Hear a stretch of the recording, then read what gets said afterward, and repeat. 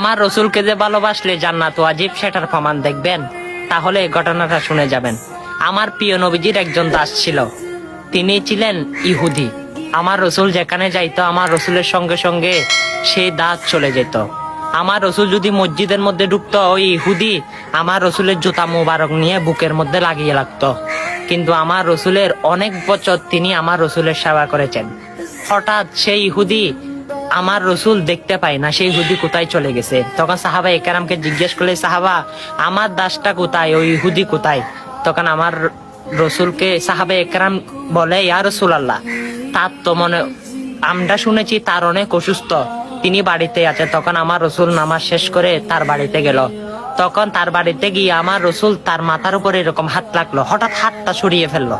তখন সাহাবা একরাম জিজ্ঞেস করে, ইয়া রাসূলুল্লাহ, হাত দিলেন আবার হাত নিয়ে নিলেন, ব্যাপার কি? তখন আমার রসুল বলে, এই সাহাবা একরাম শুনো, আমি যখন কপালের মধ্যে হাত দিয়েছি তখন আমি বুঝতে পেরেছি ওই ইহুদির সামনে আজরাইল এসে বসে আছে। সুবহানাল্লাহ। আমার রসুল তাড়াতাড়ি তাকে পড়িয়ে দিল।